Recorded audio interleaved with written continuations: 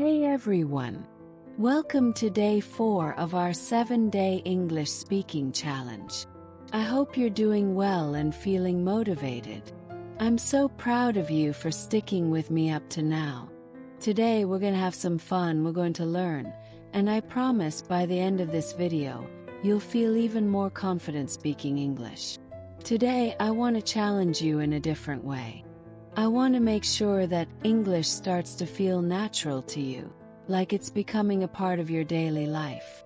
And for that, we're going to focus on making conversations interesting and fun. So imagine this, you're meeting someone new.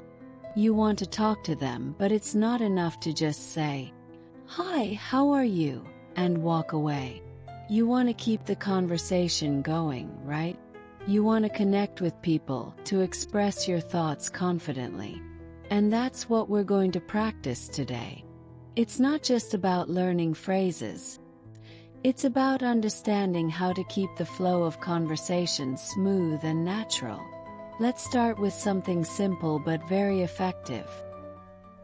Small talk. Small talk is a great way to get comfortable when speaking in English, and it's something we do every day. Whether you're meeting someone at work, talking to a neighbor, or even chatting with a friend, small talk helps you break the ice. But here's the secret. Small talk doesn't have to be boring. For example, instead of just saying, "Nice weather, right?" which is very common by the way, you could say something more personal like, "This weather makes me want to go on a picnic. How about you?" See? A little twist makes the conversation more interesting. The other person will feel like you're actually engaged, and that's how you make speaking in English fun. Now let's think about another situation. Meeting someone for the first time.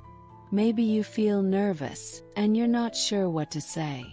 Start with something simple like asking about their day, but don't stop there. After they answer, follow up with something related to what they said. If they say, "My day was okay, just a lot of work," you can ask them, "What kind of work do you do? Does it keep you busy all the time?" Suddenly, you've turned a simple answer into a flowing conversation.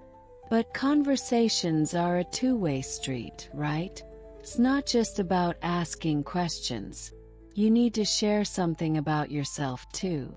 If someone asks you, "How was your weekend?"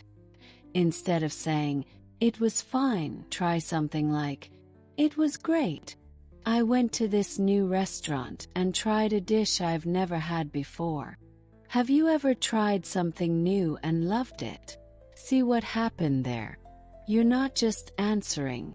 You're giving the other person a chance to engage more deeply with you.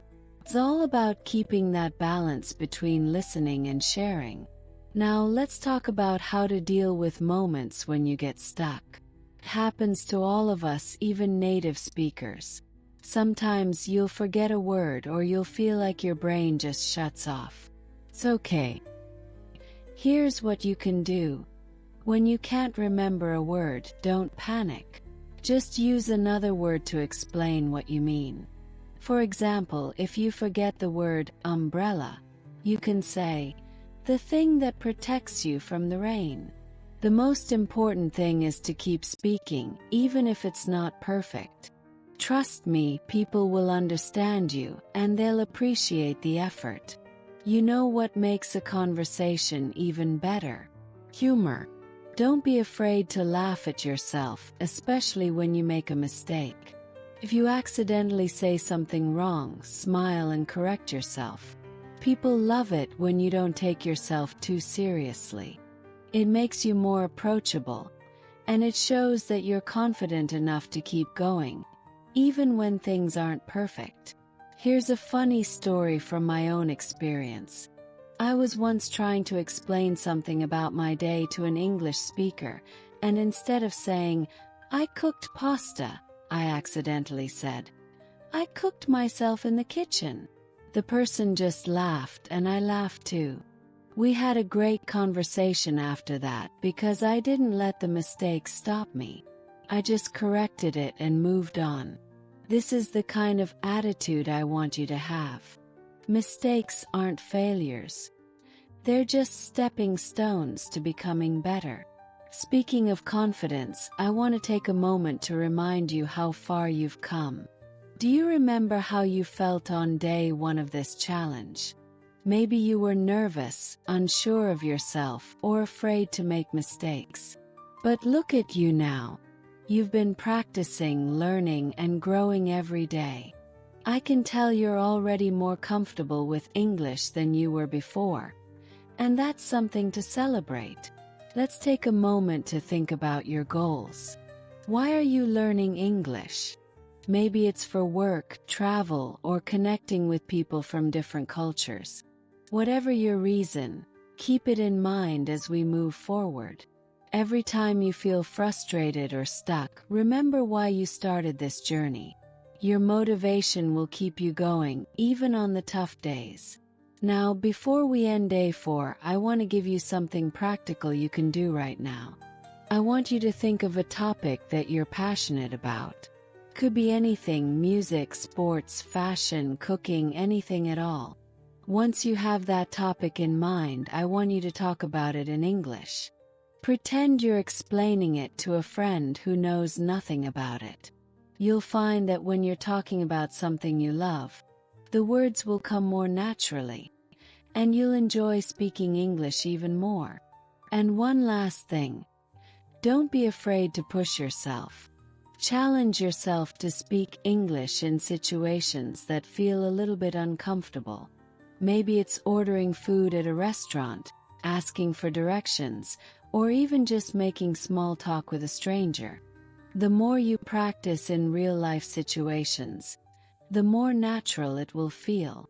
Challenge for day 4. Remember, the goal here isn't to be perfect. It's to practice, and practice some more. The more you talk, the more confident you'll become.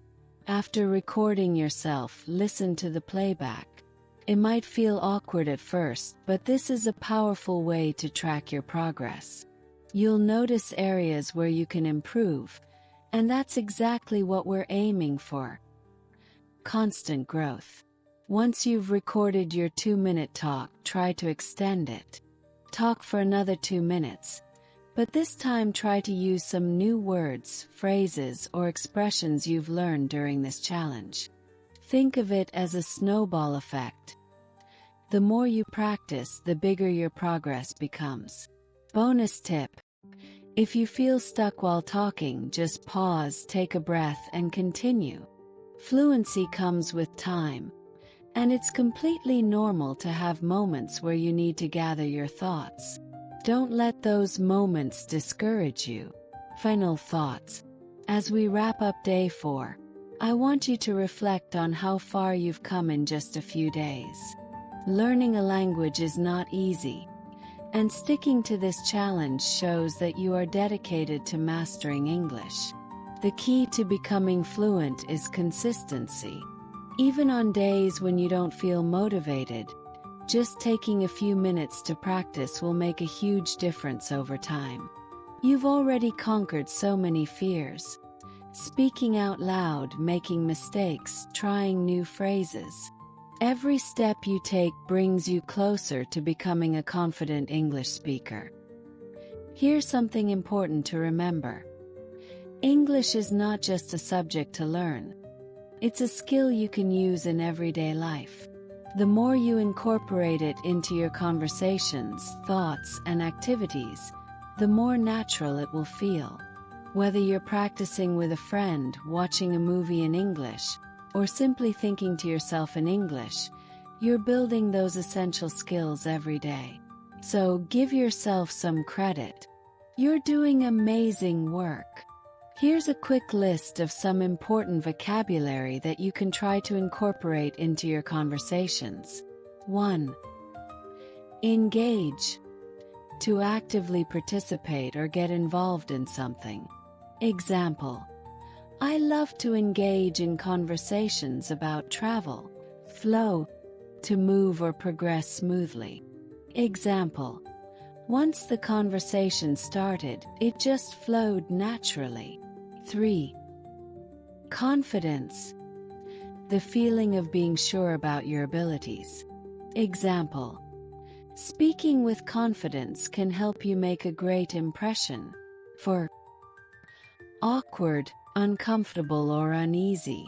Example: it felt awkward at first, but then I relaxed. 5. Express.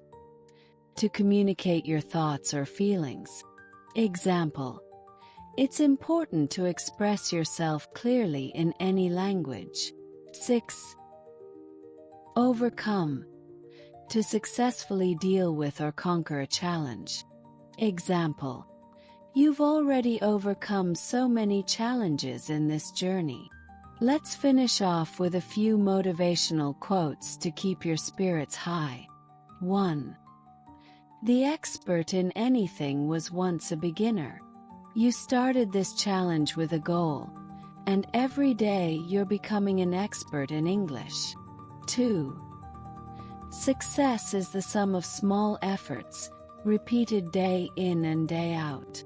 Every time you practice speaking, you're moving one step closer to fluency. 3. Don't watch the clock, do what it does. Keep going. Time might feel slow when you're learning, but persistence is key. Keep going no matter what. 4. Mistakes